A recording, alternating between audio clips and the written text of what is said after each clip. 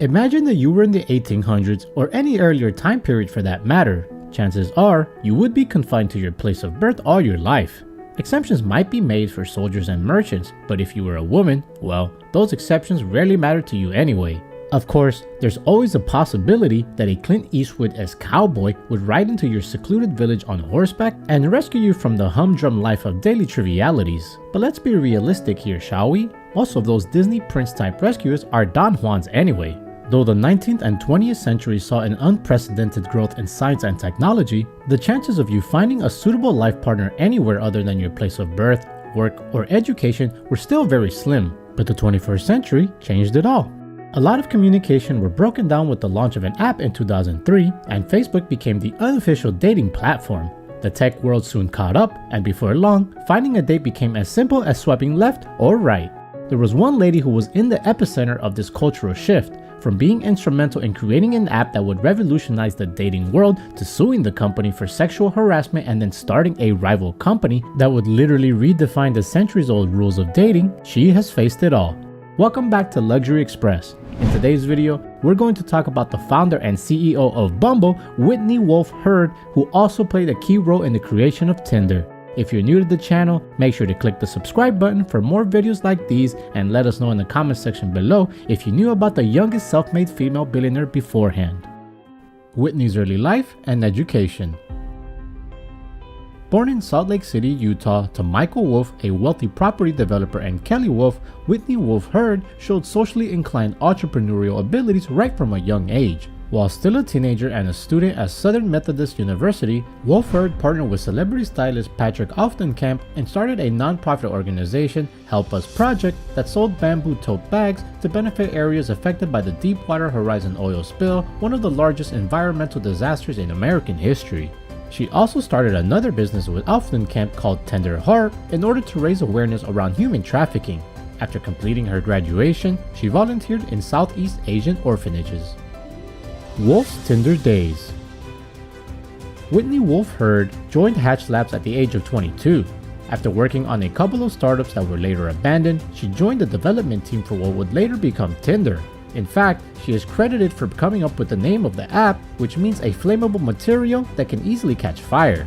She chose this name as it would go well with the flame logo.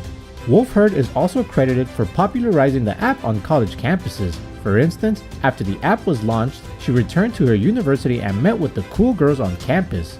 Having sold them on this hot new app that was going to take the world by storm, she put their pictures on Tinder match screens, printed out some flyers, and paid people to circulate it on campus. And voila! Within the end of the week, the whole college was using Tinder. The Gone Girl of Silicon Valley. By 2014, Tinder had become the talking point of the hour. With around 1 billion swipes per day, it had truly changed the landscape of dating. The app's youth-oriented approach made it stand out from the archaic matchmaking sites like eHarmony. Wolfe Herd had also grown along with the company, becoming its vice president of marketing, but things were about to get ugly. She had been involved in a romantic relationship with their then boss, Justin Mateen, but after they split, tensions started to grow between them. Apparently, the company executives denied her co-founder status, citing that it was not good for a company to have too many co-founders. She soon left the company and shortly after that filed a lawsuit alleging sexual harassment and discrimination, which was later settled outside of court.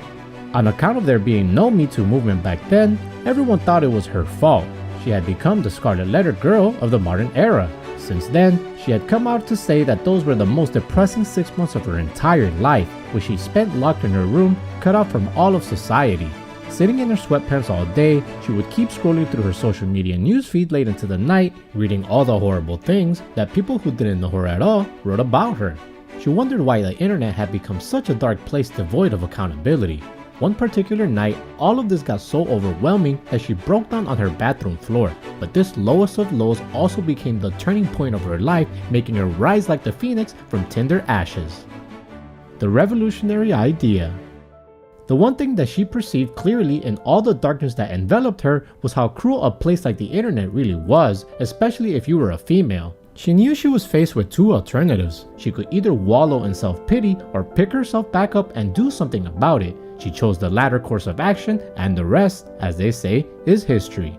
In the days that immediately followed, she vowed to herself that she would never return to the world of dating. Instead, Wolfe Herd decided to create a safe place on the internet for females to interact. She also envisioned this online utopia to be a place where women could communicate with one another only through compliments. She firmly believed that if bad things could go viral, so could good things. She even decided to call this female-only social network Mercy, but as fate would have it, her plans never came to fruition.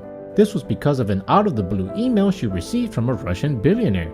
Andrew Andreev, the founder of Badoo, currently the world's most widely used dating network, whom she had met once before, reached out to her with an offer to make her chief marketing officer of a new female-friendly dating app that they would jointly develop.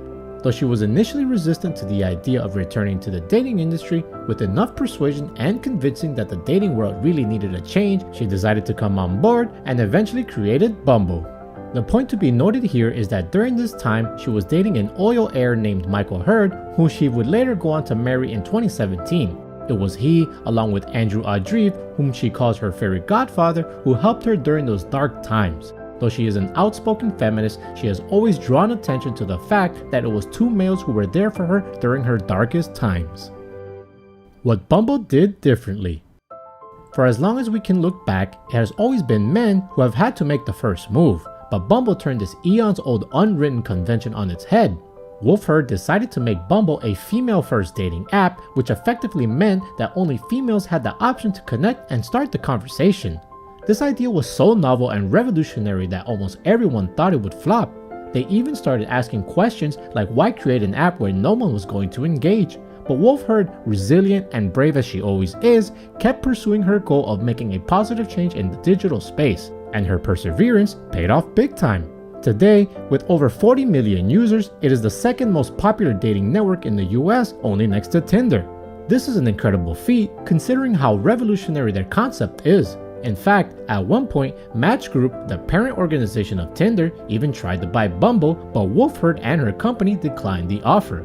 Since then, there have been various lawsuits filed on each other by both parties, but nothing producing major consequences. Another thing that makes Bumble stand out in the digital space is its adherence to its core values, which are centered around kindness, equality, empowerment, and accountability. In situations where other companies wouldn't have taken any action in fear of losing investors and customers, Bumble had taken bold decisions like publicly calling out wrongdoers and banning activities that violated their core values. One such occasion was when they wrote an open letter to Connor, a sexist user who tried to bully a female for merely asking him what he did for a living. Wolfe Herd and her company also have openly embraced the Me Too movement in spite of analysts warning her that it would scare away potential investors. The present and the future. In 2019, Wolfe Herd became the CEO of Bumble's parent company Magic Lab, which was sold to the private equity firm named the Blackstone Group after Andreev relinquished his entire stake in both the sister companies Badoo and Bumble following allegations of racism and sexism.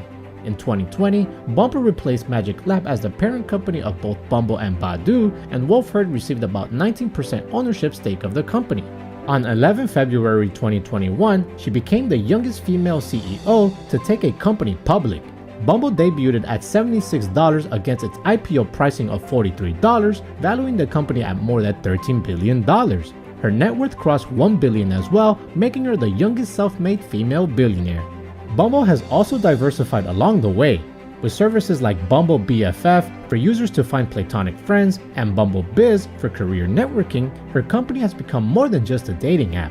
In addition to the digital dating services, Wolfe Herd has also decided to expand into the physical dating world with the newly introduced Bumble coffee shops. But with Whitney Wolfe Herd, ultimately it all boils down to her core values. She wants to spread kindness, bring about equality between the sexes, abolish disempowered relationships, and increase digital accountability. This wraps up today's video.